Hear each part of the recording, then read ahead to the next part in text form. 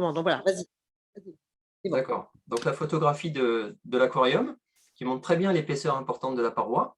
Et enfin, une photographie d'un sous-marin, dont la déformation de l'intérieur suggère une paroi importante du verre, en plus, qui est bombée. Donc au-delà des capacités et des compétences qu'on vise, on cherche, à travers les situations qu'on choisit, à éveiller la curiosité, l'esprit critique, et à participer à la construction de nos citoyens de demain. Je présente ça comme ça. Donc sur un pad, donc hébergé sur l'espace numérique du travail, les élèves, donc c'est un espace où ils peuvent écrire tous ensemble, collaboratif. On crée 15 pads et on place les élèves en binôme sur ce pad, et ensemble, les élèves échangent et doivent rédiger 5 questions relatives à leurs observations. Qu'est-ce qui les interroge? Qu'est-ce qui les questionne? On a une timeline, une ligne du temps, qui permet d'enregistrer la construction, l'élaboration des questions, qui a écrit quoi, qui a effacé quoi, et au fur et à mesure. Donc on peut revenir dessus à chaque instant. Et les élèves pensent que tout s'efface, et puis ils écrivent parfois des bêtises, donc on revient un peu en arrière. Des fois, c'est cocasse. Après 15 à 20 minutes, les élèves ont trouvé leurs questions. On ouvre 2 autres pads, et on se retrouve cette fois-ci en demi-groupe de 16, les structures et les domiciles. Un prof intègre chaque groupe, le prof de maths intègre un groupe, le prof de physique, le prof de lettres intègre l'autre groupe, pour modérer les échanges. Et les élèves proposent leurs questions aux camarades et doivent justifier leur choix. Tout ça à l'écrit. Donc cette partie a été un petit peu plus difficile à gérer, on devine bien pourquoi. Tous les élèves veulent s'exprimer, toutes les questions sont les meilleures, mais voilà, il faut argumenter, il faut expliquer, et à la fin de cette courte séance, voici les questions qui sont retenues. Voilà. Donc on a les questions du groupe structure ici qui ont été retenues, et les questions du groupe domicile qui ont été retenues. À la séance suivante, en classe entière, en co-intervention, sans ordinateur, on affiche ces questions et on en discute avec le groupe. Et on leur demande lesquelles on va garder pour structurer notre cours, notre séance, lesquelles sont les plus pertinentes. Donc il y a quand même des élèves qui se demandent combien consomme un avion en carburant. Voilà. C'est la question qui leur vient à l'idée. On peut se demander pourquoi. Comment fait un bateau pour flotter? Voilà. Comment le porte-conteneur ne fait pour ne pas se retourner? La séance suivante, la classe a gardé ces questions-là. On s'aperçoit déjà que ces questions, elles ont du sens. Et en plus, elles traitent de la problématique « Comment se déplacer dans un fluide ?» qui était la problématique qui était posée. Ce n'était pas du tout le cas des questions au départ. Il y a des questions qui n'avaient pas le sens dans le premier pad, et puis elles ne traitaient pas forcément de la problématique.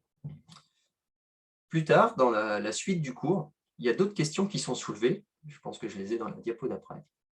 Voilà.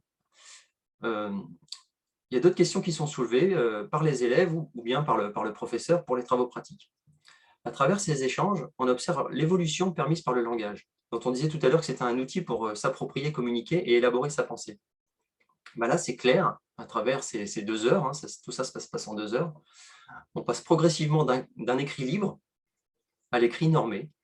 On voit qu'il y a une finesse qui est créée, on voit la pensée qui s'élabore, et un lexique scientifique qui apparaît. On voit des valeurs, des unités.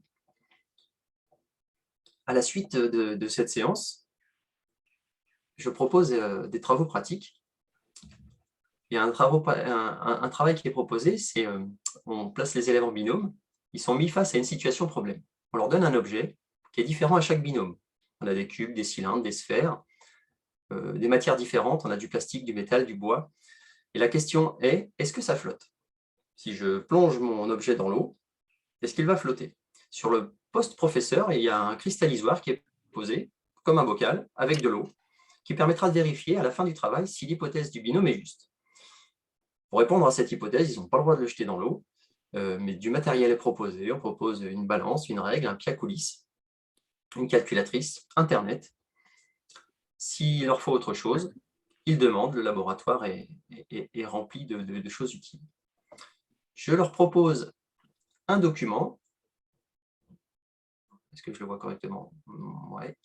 Je leur propose un document qui leur sert ici pour écrire leur démarche. Donc, sur ce document, vous voyez 2 cases, une pour chaque élève. Il y a un document par personne. moi, j'ai pas d'écrit d'élèves, donc j'ai rempli de mémoire les cases que vous voyez avec les écrits que j'ai pu observer, mais c'est bien mon écriture. En phase 1, les élèves, j'impose toujours 5 minutes de lecture silencieuse. Là, ça peut être 5 minutes de réflexion silencieuse. Je leur demande de s'approprier, d'analyser le problème. Et pendant ces 5 minutes, l'élève écrit, comme au brouillon, ses idées. Donc ici, on voit qu'un premier élève pense se sortir assez rapidement de ce problème. L'objet est-il plus ou moins lourd que l'eau? Il est sûr qu'il va peser son objet. Quand il l'aura pesé, il aura probablement la réponse. Et puis son camarade, lui, il se jette sur Internet et il demande pourquoi ça flotte ou comment ça flotte. Et puis il a la réponse, c'est à cause de la densité. Ou bien sûr que ça flotte, c'est Archimède, c'est la faute d'Archimède. Ça, je l'ai déjà entendu. C'est à cause d'Archimède, ou grâce à Archimède. Puis finalement, quand il recherche un petit peu la densité, il trouve que la densité s'obtient en divisant la masse par le volume. Voilà une phrase intéressante. Et puis le volume du cylindre, s'il va le chercher, il va trouver une formule pi fois r carré fois h. Bien, qu'est-ce qu'on va pouvoir faire de ça? Au niveau de la phase 2, les élèves confrontent leurs écrits, ils recopient ce qu'a écrit son camarade dans l'autre case, ils le recopient si c'est exact. S'il n'est pas d'accord avec ça, ils en discutent. Mais s'ils sont d'accord avec leurs idées, ils les recopient sur leur feuille. L'enseignant est là pour débloquer. Ce qui est intéressant, c'est les directions prises par les élèves. Ils partent dans tous les sens. Les erreurs ne sont pas effacées. Le camarade, là, il a pu rayer le poids.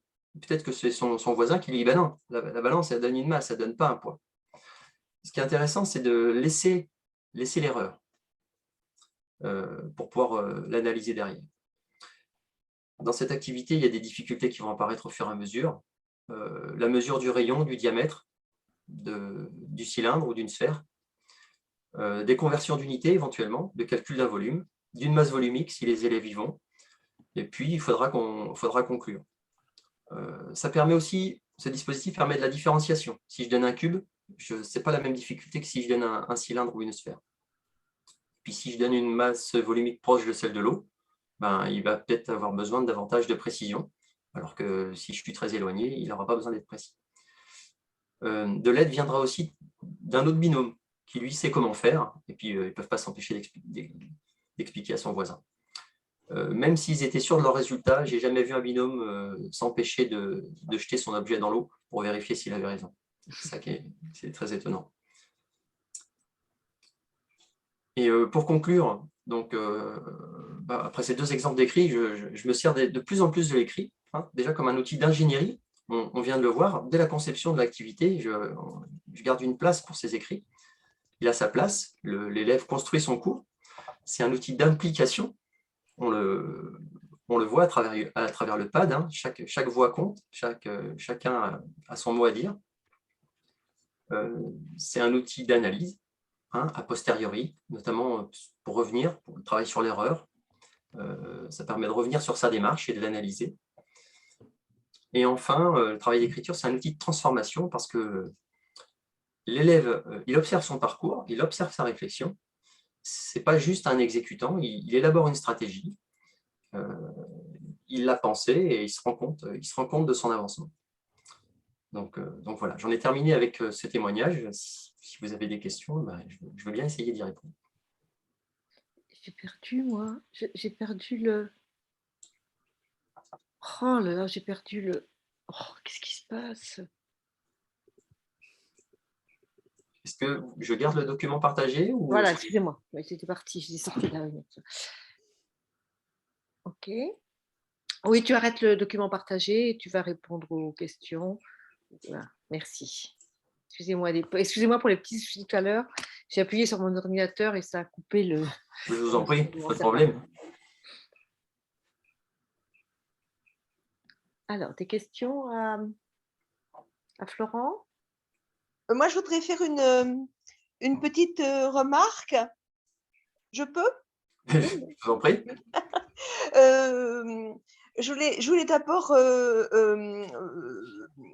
évoquer le démarrage. Alors, ça n'a pas spécialement à voir avec les écrits travail, mais comme tout le monde n'est pas nécessairement au fait des démarches adoptées en lycée professionnel, je voudrais insister sur le fait que c'est aussi, alors c'est pas ludique comme dans l'exemple que Maria nous a présenté, mais c'est, je dirais, culturel et relatif aux pratiques sociales de référence. Bon, le coup du porte-container au milieu du canal de Suez, c'est un formidable démarrage d'investigation, alors aussi bien dans le domaine scientifique que dans le domaine géographique, évidemment, que dans le domaine géopolitique, hein. On le voit en ce moment avec les problèmes de circulation des troupes et des marchandises. Et ça, c'est important. Alors, ce qui est intéressant dans la démarche de nos collègues de maths sciences, d'abord, il faut quand même, moi, je suis très impressionnée de l'importance que le langage a dans vos programmes, hein. Bravo, et je comprends comment tu peux arriver à travailler étroitement avec ta collègue de français.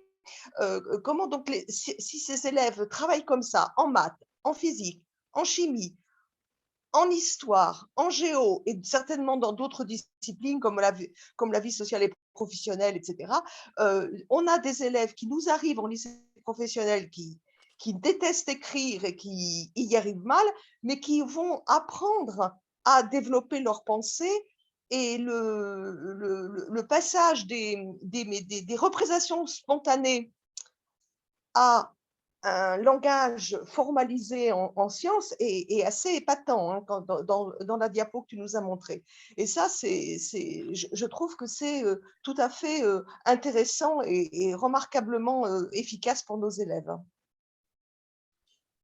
Oui, ça fonctionne bien. Alors là, sur la vidéo du Jules Verne, effectivement, on a pris, c'était un reportage de journal télévisé. Donc, notre idée, c'est d'amener du concret, hein, déjà. Et puis, oui, plus on travaille tous autour de la langue française et de cette trace écrite, plus ça va fonctionner, c'est évident. Mais alors, les nouveaux programmes, ils ont 3 ans, hein, donc c'est le temps que ça se mette en route. Voilà, c'est tout frais, c'est récent. Mais c'est évidemment très intéressant. Et puis, oui, ça fonctionne. Et puis, ces nouveaux programmes nous invitent vraiment à travailler ensemble. Voilà. Et ça, c'est quelque chose qui n'était pas mentionné explicitement avant. Là, aujourd'hui, la co-intervention, ça enfonce le clou. Le chef-d'œuvre, il est pluridisciplinaire. Et donc, c'est en ce sens que j'ai insisté tout à l'heure sur le fait qu'on est tous concernés. Tous les apprentissages sont concernés par la maîtrise de la langue.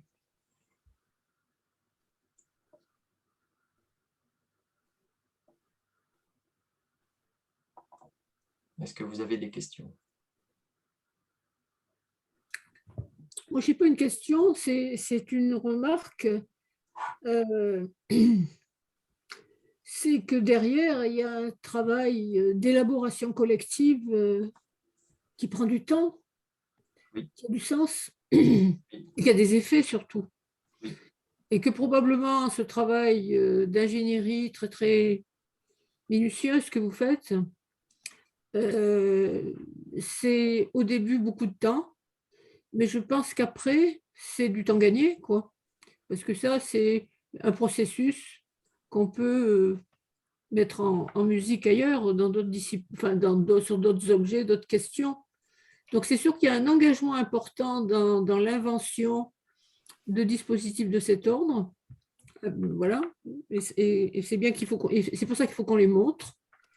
Voilà. Et la deuxième chose, c'est pour avoir fait des formations en lycée professionnel, là, dans la région de Marseille, j'ai entendu telle résistance des enseignants contre ce travail en commun. Et en même temps, tellement de passion, quand il y avait des binômes qui avaient déjà depuis longtemps pris l'habitude de travailler ensemble, hein, pas seulement dans les disciplines, j'allais dire intellectuelles, mais aussi maths et ateliers, etc., que là, on a des obstacles à franchir qui sont des représentations de l'enseignant, de son métier, de rapport au savoir des élèves, de comment on enseigne. On est en train de renverser la machine, hein. On invente un nouveau métier, là, hein.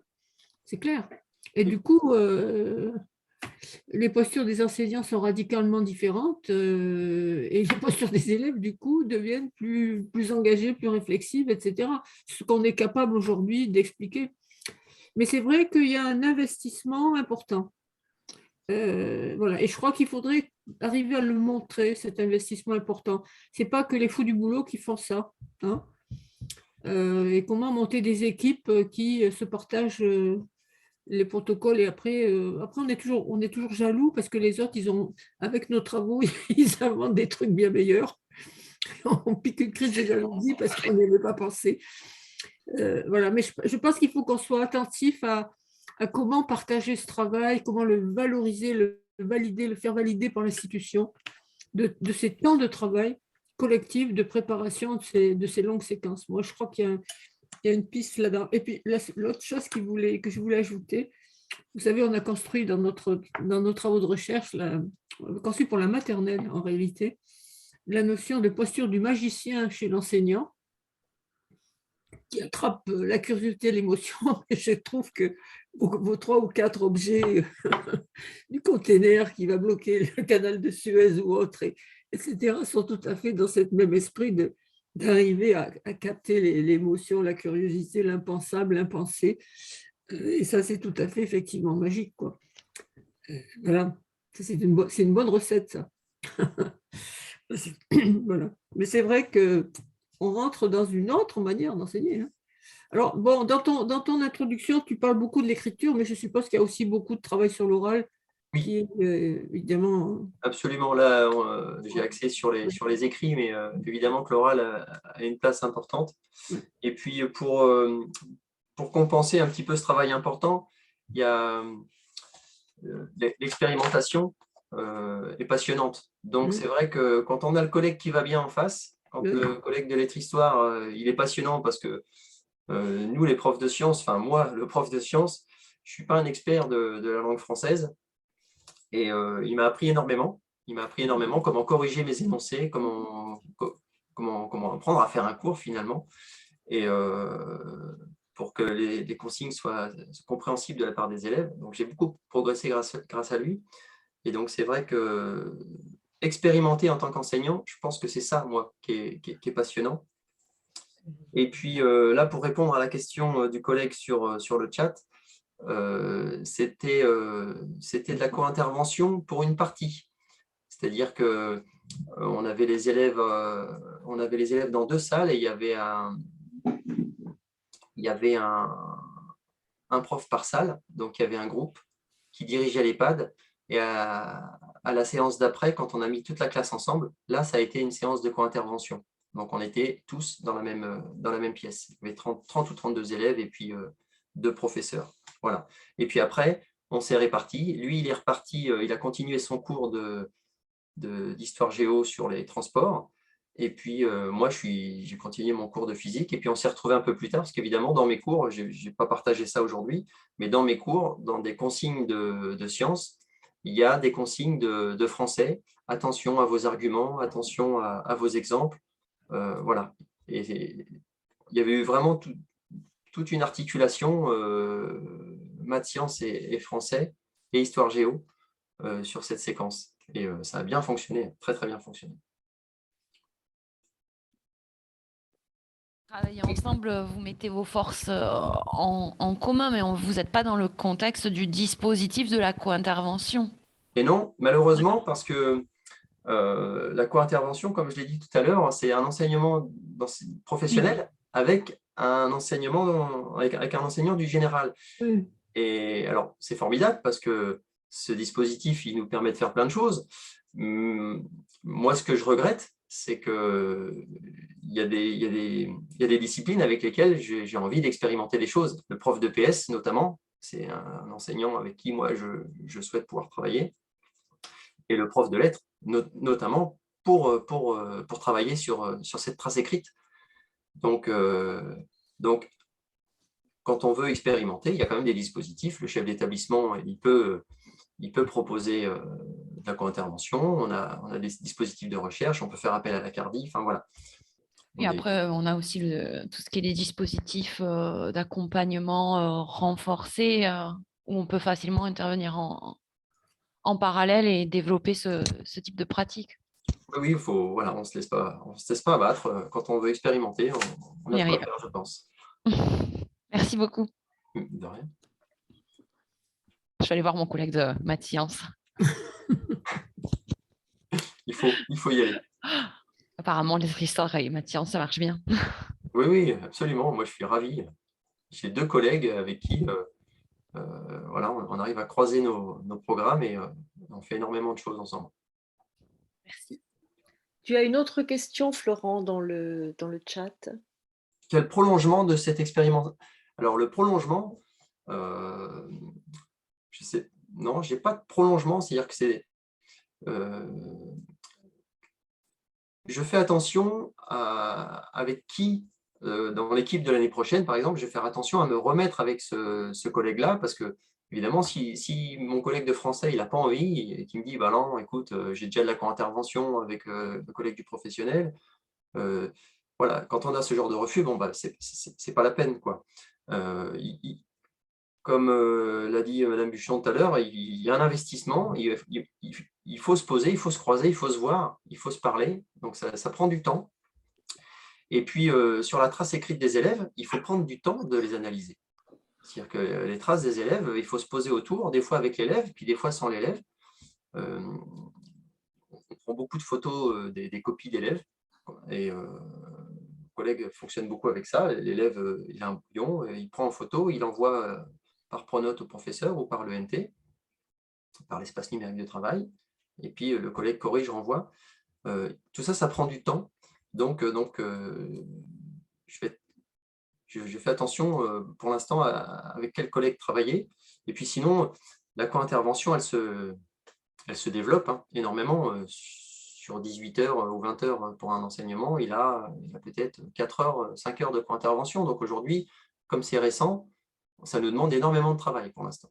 Donc pour développer des séquences, pour développer des nouvelles méthodes, parce qu'on doit s'adapter aux méthodes des uns des autres, aux différentes disciplines.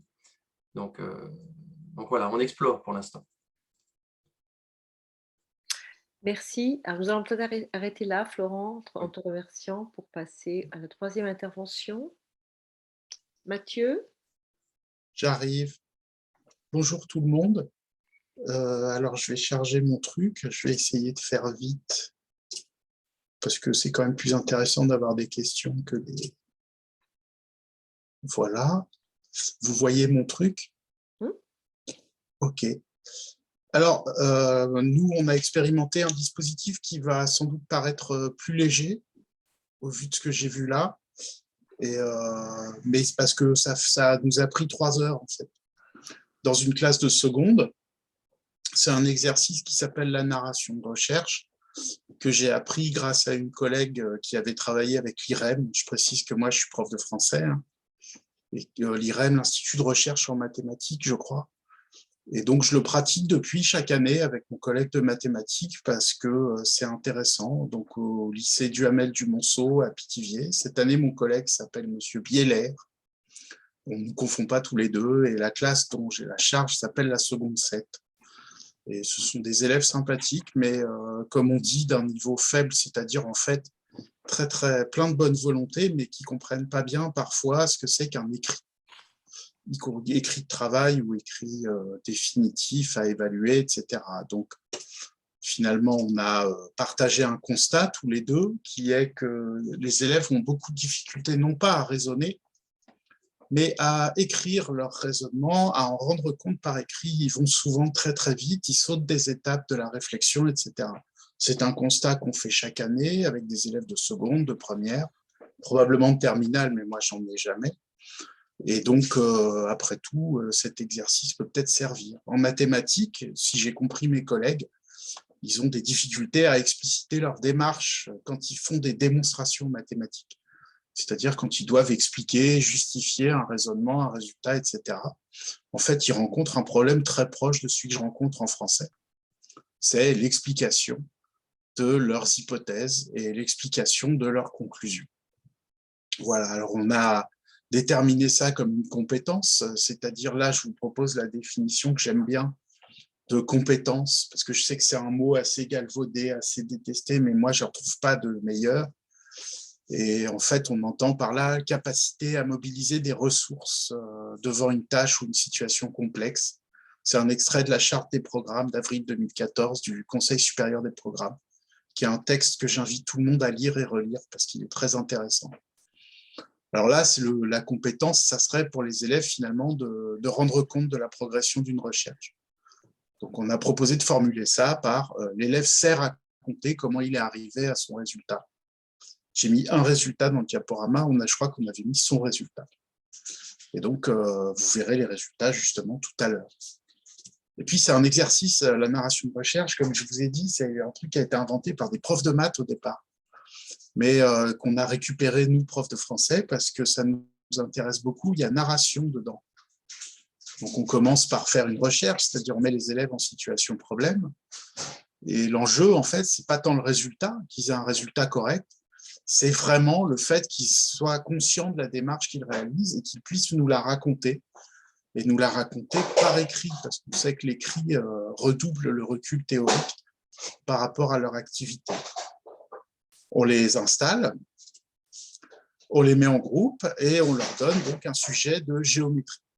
Alors voilà le sujet de géométrie qui est inventé par mon collègue, pas par moi, je vous rassure. Et il faut démontrer donc que le quadrilatère d'Ichikael est un parallélogramme avec quelques données de départ. Et mon collègue, M. Bieler, m'a dit qu'il y avait deux possibilités de résoudre cette démonstration. C'était en passant par la relation de Schall et en passant par le théorème de Thalès. Moi, ça m'intéresse beaucoup parce qu'en français, c'est ce que j'appelle les notions. C'est-à-dire que je leur explique qu'en fait, le français, c'est comme les maths. Quand ils découvrent quelque chose dans un texte, pour l'identifier vraiment, pour comprendre ce que c'est, ils doivent passer par une traduction en notion, en quelque chose qui est commun à tous et qui permet d'expliquer les choses. Alors, une notion, vous avez, je ne sais pas, narrateur, alexandrin, etc. Toutes données théoriques qui permettent de rendre compte de ce qu'on observe à partir de mots qui sont partagés par la communauté des lecteurs, quoi. Et bien là, la relation de Schall, le théorème de Thalès, fonctionne en mathématiques, comme fonctionnent ce que j'appelle les notions en français. Et du coup, on a une sorte de trait commun entre les deux disciplines. On part de ça. Alors naturellement, le fait qu'il faille passer par la relation de Schall ou le théorème de Thalès n'est pas mentionné aux élèves au moment de l'exercice. Concrètement, en première phase, donc en cours de français, je les mets en groupe. Alors je précise que les groupes, ils existent depuis le début de l'année. C'est ce qu'on appelle des ateliers de travail. Et ils se sont, à partir de 3 semaines à peu près après la rentrée, ils se sont identifiés entre copains, affinités, etc. Ils ont eux-mêmes créé leur groupe de travail de 3 ou 4 personnes. Et pour rendre ça un peu familier, un peu habituel, ce n'est pas des groupes 1 ou groupe A, etc. Ils ont baptisé leur groupe. Alors, par exemple, j'ai le groupe des 4 fantastiques, j'ai le groupe des losers. Alors, je les ai un peu engueulés, mais ils veulent garder le mot loser, etc. Ça donne une certaine familiarité, sympathie finalement. Et la plupart du temps, ils sont en groupe, assis à table, en îlot, dans ma salle. Donc en îlot, je rappelle, ils sont 4 par 4 autour de tables qui sont en carré et ils peuvent échanger entre eux autour des activités. Je leur donne le sujet qui est proposé donc par leur professeur de mathématiques et ils ont 2 consignes, en fait 3, je ne sais pas pourquoi j'ai mis 2. Ils doivent énumérer ce que leur apporte le sujet, les informations qu'ils ont déjà grâce au sujet. Ils doivent les lister. Ils doivent aussi lister ce qui leur manque. C'est-à-dire qu'ils doivent avoir conscience des questions qui vont aller se poser. Et là, on parle de problématisation, etc. Et puis, si jamais déjà ils les ont, ils doivent mentionner les connaissances dont ils pourraient se servir. C'est-à-dire, en gros, là, déjà, tout de suite, ils peuvent me parler de la relation de Schall, du théorème de Thalès, etc. Ils peuvent déjà convoquer des choses qui sont des choses plus théoriques. J'ai aucun problème avec ça. Là-dessus, l'heure se termine, on a fait une petite mise en commun rapide et ils rejoignent leur professeur de mathématiques. Alors, on avait de la chance parce que les heures se succédaient très exactement autour de la récréation. Là, j'ai mis le lendemain, c'est une correction de mon ancien... Enfin, c'est pas très grave en fait. Et donc là, ils mènent le travail purement mathématique de résolution du problème. Mais pendant ce travail, ils doivent absolument, et leur professeur de mathématiques leur rappelle, noter absolument toutes les démarches. La moindre chose, c'est ce qui les surprend le plus. Il faut vraiment tourner autour des tables pour bien leur dire « Attention, là, tu as fait quelque chose et tu ne l'as pas noté. etc., etc. Alors, par exemple, tous, le premier réflexe qu'ils ont eu, c'est de tracer la figure. Et ils traçaient la figure, point barre. Et on leur a dit, on a insisté auprès d'eux pour leur dire, vous notez que vous tracez la figure et vous expliquez pourquoi vous tracez la figure. On va voir plus loin qu'ils ont fini par le faire. Et puis, troisième phase, ils reviennent en français. On n'a pas pu faire de co-animation, c'était trop compliqué. Donc, ils reviennent en français et ils reprennent le brouillon. Et là, ils doivent rédiger le plus proprement possible un récit de leur démarche, erreur comprise, c'est-à-dire qu'en fait, on leur présente ça comme un rapport de recherche. Ils doivent nous expliquer comment ils ont fait, même s'ils n'ont pas réussi. Et ils doivent nous l'expliquer à l'écrit, une feuille par groupe. Donc, ça donne des résultats. Je vous montre, voilà. Alors là, c'est un peu coupé, mais c'est soit ABCD, un quadrilatère quelconque, etc. C'est le sujet. Et puis, alors, ils regardent. La première étape est quels éléments nous sont donnés dans ces problèmes. Ils font l'inventaire des éléments avec une formule qui m'intéresse beaucoup, qui est on sait que, etc. Ensuite, la deuxième étape, telle que je vous l'ai présentée, ce que nous ne savons pas, on cherche à savoir si on ne connaît pas les mesures et quel type de quadrilatère est ABCD. Alors là, quand j'ai corrigé la copie, je leur ai dit d'où vient cette information. C'est-à-dire que je leur demande d'où vient cette phrase, pourquoi ils ont mis cette phrase dans leur copie. Après, même copie, page 2, ils commencent à expliquer les démarches, en m'expliquant bien la troisième étape, comment on fait, etc. On trace le quadrilatère pour mieux visualiser le problème, vous voyez, ils nous l'ont dit, une belle erreur d'orthographe au passage, etc. Alors, ils font leur truc, ils font leur quadrilatère, ils remarquent la relation Chasles, etc. Mais ils remarquent qu'en fait, ils se sont plantés parce qu'ils sont partis sur une mauvaise piste. Le quadrilatère qu'ils traçaient au départ doit être quelconque. Et eux, ils ont tracé un quadrilatère qui était déjà un parallélogramme. Ils le constatent et ils le disent. Du coup, je vais préciser, là, ils mentionnent une fausse piste. Du coup, ils font une quatrième démarche, une quatrième étape, cherchant la solution, et ils m'expliquent longuement comment ils ont fait avec la relation Chasles ou les vecteurs, ou je ne sais plus, j'ai déjà oublié. Et ensuite, là, ils arrivent et ils ont démontré tranquillement. Et peu à peu, il y a quelque chose qui disparaît au fur et à mesure qu'ils démontrent. C'est ici essentiellement. Eh bien, c'est le « on ». C'est-à-dire que peu à peu, ils montent en théorie, ils se dépersonnalisent et ils arrivent finalement à ne plus parler de leur démarche. Ils ont commencé par s'identifier comme chercheurs, comme acteurs de leur démarche. Et au moment où ils trouvent la solution, tout d'un coup, ils n'ont plus besoin de se mettre en avant, de mettre en avant leur réflexion. Ils n'ont plus qu'à enchaîner les différents arguments qui permettent la démonstration. Je vous montre un autre exemple. Ça, c'est une copie plutôt réussie et sur laquelle on est peu revenu. Je vous montre un autre exemple qui a posé problème entre nous. Voilà, alors vous avez la même démarche. Hein. Premièrement, non pas on, mais nous avons listé les informations, etc. Nous avons cherché la longueur des côtés. Ah, pardon. Vous avez le tracé, ils ont tracé le parallélogramme, etc. Alors, je ne vous mets pas toute la copie, mais les quatre là ont cherché la solution et finalement, ils sont arrivés à une conclusion qui est qu'ils n'ont pas réussi à résoudre le problème. Et c'est là qu'il y a eu une sorte de petit conflit gentil entre le prof de maths et moi, puisque je vous ai mis des icônes pour vous montrer l'ambiance. Le prof de maths était complètement désolé qu'ils n'aient pas trouvé la solution, alors que moi, j'étais très content qu'ils aient réussi à l'écrire. Et je trouvais que finalement, ils avaient réussi l'exercice tel qu'on le leur demandait. On a discuté, on est plutôt tombé d'accord, on s'entend bien, il n'y a pas de problème. Mais évidemment, il leur réexpliquera comment faire. Mais en fait, l'enjeu, vraiment, ce n'est pas d'avoir un résultat exact. L'enjeu, c'est vraiment de savoir par où on est passé, quitte à échouer. Ce qui change beaucoup de choses, évidemment, pour les élèves. Alors, rapidement, quel intérêt ça peut avoir? D'abord, un intérêt d'exposer l'interdisciplinarité, les fameuses compétences et leur transférabilité. Je vous en ai parlé dès le départ. Et on a fait le constat évident d'une résistance initiale des élèves qui m'ont en gros engueulé en me disant « mais pourquoi on fait des maths, on est en français, qu'est-ce que c'est que cette histoire ?» Même chose en mathématiques quand ils leur demandaient de rédiger. Et on a fait le constat, on leur disait « voilà, c'est comme ça, c'est un exercice interdisciplinaire, il faut que vous compreniez que en fait, le raisonnement, c'est la même démarche, quelle que soit la discipline. » Et il y a eu peu à peu un effacement de cette résistance au cours de la réalisation de l'exercice.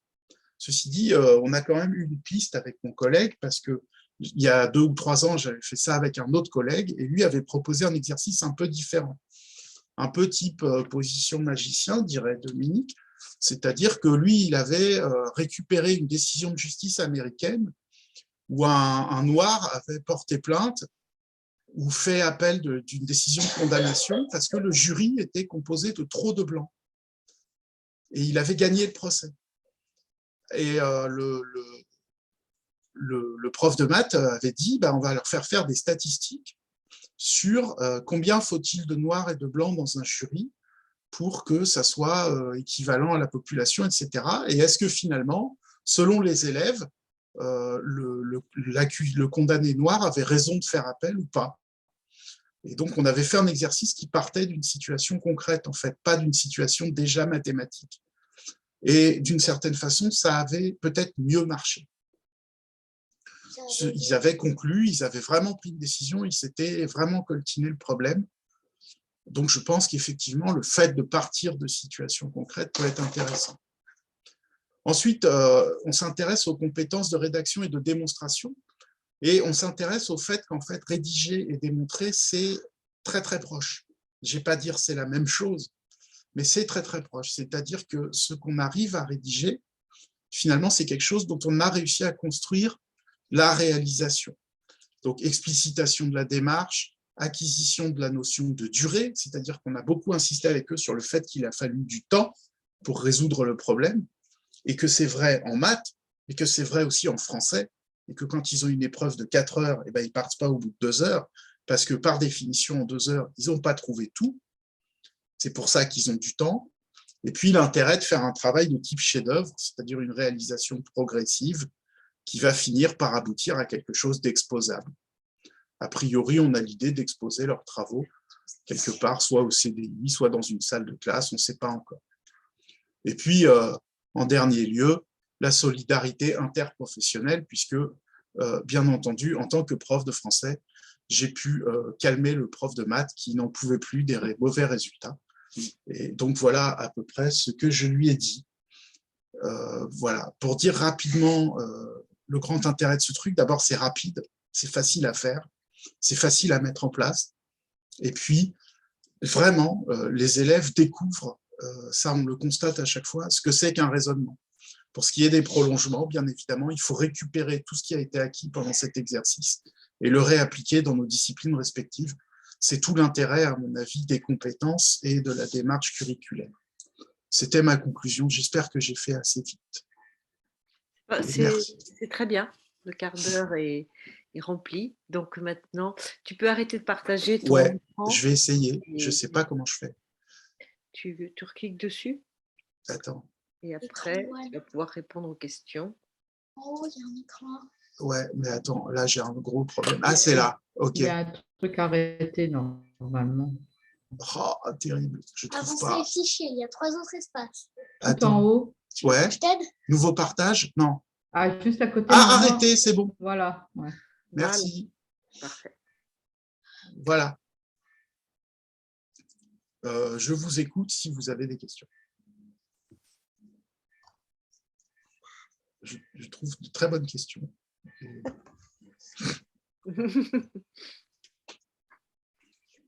Bon, moi, je vais juste faire une toute petite remarque historique. Attends, excuse-moi.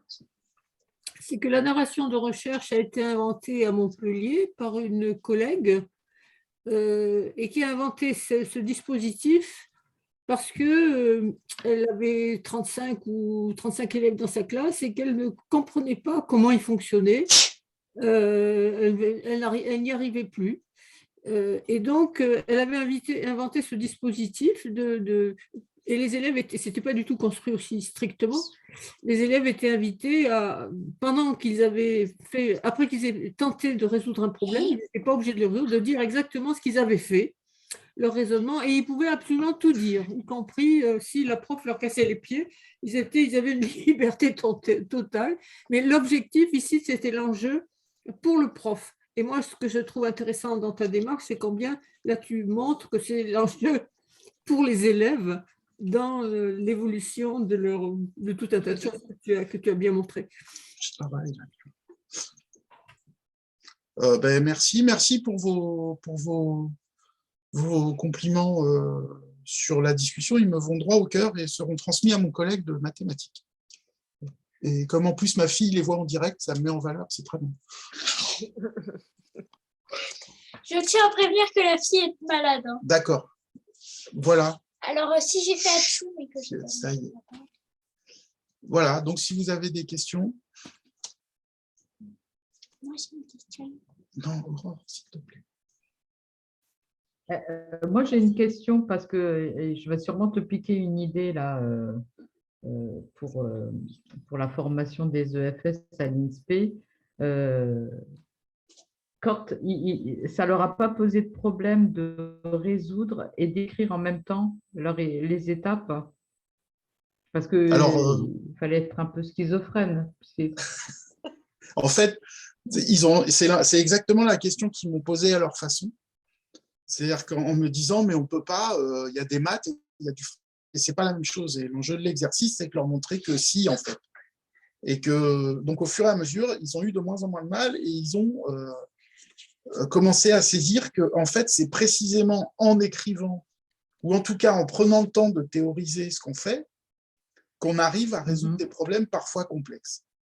Mais l'enjeu de l'exercice est exactement celui-là, de faire comprendre ça. Oui, oui. Ah, ouais. C'est pour ça que je vais te piquer, je vais l'utiliser dans un autre contexte. Mais je ne suis pas propriétaire. Hein, je suis pas... Non, ben je me doute, mais voilà, c'est quelque chose qui pourra être tout à fait, à mon avis, productif pour faire comprendre certaines choses. Voilà.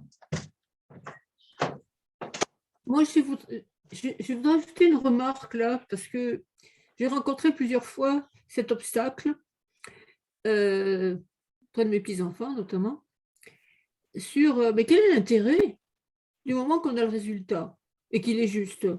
Pourquoi on nous casse les pieds à vouloir développer, démontrer? Autrement dit, il y a quelque chose d'extrêmement scolaire qui ne correspond pas forcément à qu'est-ce que c'est que penser vite, rapidement et trouver des solutions. Donc là, il y a quelque chose qui est un obstacle, j'allais dire, culturel, social, je ne sais plus, qu'il faut surmonter et justifier. Voilà. Et il me semble qu'il faut quand même creuser sur cette question de pourquoi on va démontrer sa démarche de A jusqu'à Z, etc., et non pas affirmer une pensée comme ça, puisqu'elle est brillante et qu'on a trouvé le résultat, et que franchement, pourquoi j'ai 5 parce que je n'ai pas démontré alors que tout est juste. Mais pourquoi il me punit le prof? J'ai entendu ça. C'était juste. Et il m'a mis 5. Donc, quelque part, il y a... J'ai tendance à penser que ça, c'est l'enjeu de toute mon année, en fait, en seconde. C'est-à-dire... ça fait partie de l'enjeu. Cet exercice-là fait partie de toute une série d'exercices. J'avais proposé, mais comme vous le voyez, on n'aurait pas eu le temps, peut-être une autre séance, de présenter un autre exercice qui était un exercice que j'appelle des paperoles, où ils se travaillent à mettre en ordre leurs idées sur un texte, etc. C'est un travail de très longue haleine, ça, de leur montrer qu'en fait, les idées naissent par le... Enfin, que c'est comment dire, que c'est en coupant du bois qu'on devient bûcheron, quoi. Et que c'est par le travail d'écriture. Alors, il y a cette remarque que tous les profs ont vécue de l'élève qui fait rien au fond et qui nous dit qu'il réfléchit. Et systématiquement, je lui dis menteur. Et je lui explique pourquoi. Et en général, ça peut être le début d'un échange très riche sur ces questions. Mais naturellement, l'échange ne suffit pas et on les met en activité régulièrement, que ce soit tout seul en français ou de façon interdisciplinaire sur ces questions. Voilà.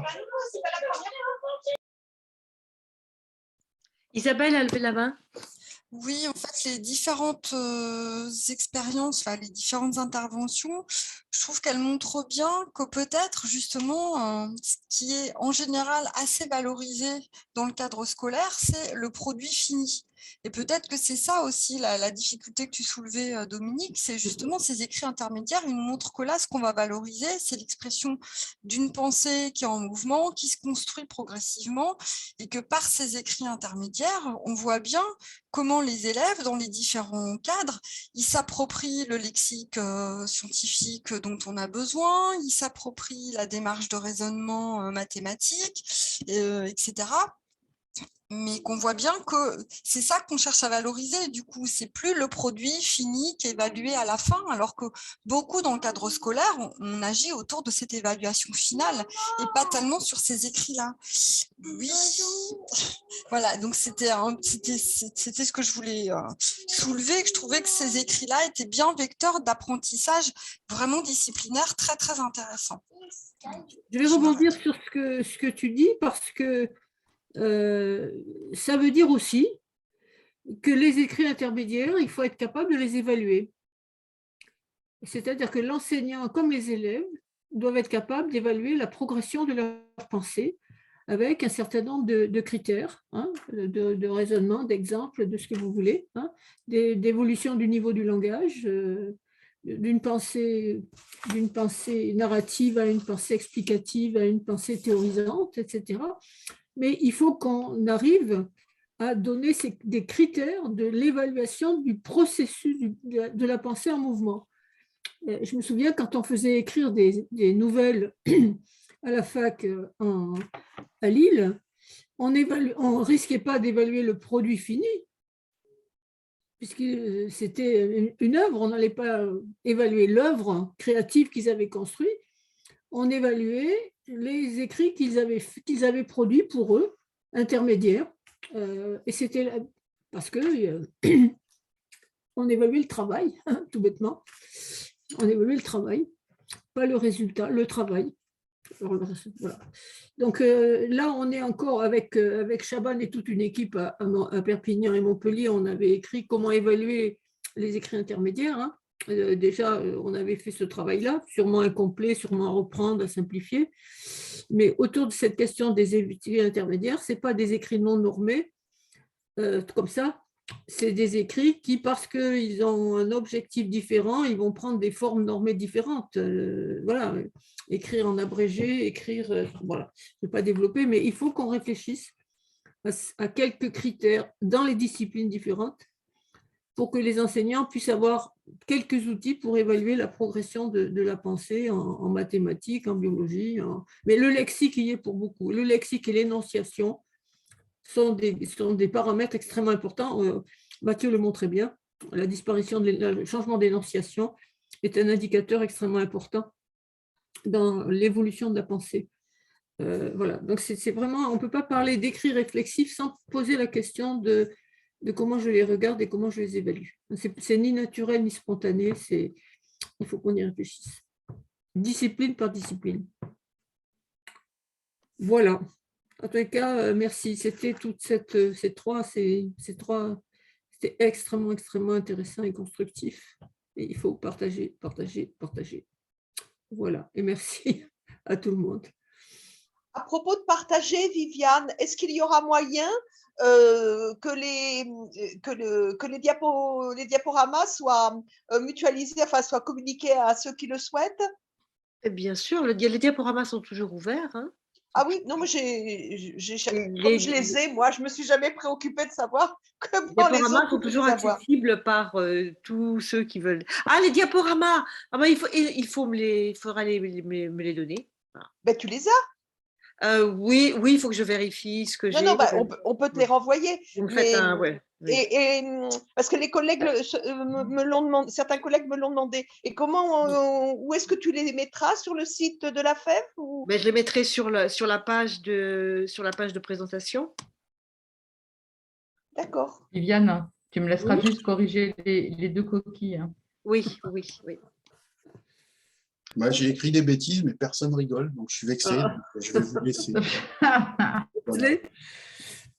Et merci à tous pour votre écoute et votre attention.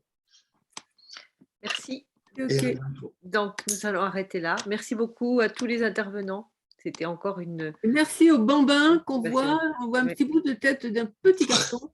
On a vu évidemment la fille de Mathieu qu'on adore voir. Bonjour. Bonjour. Bonjour. Salut. Bonjour à toi.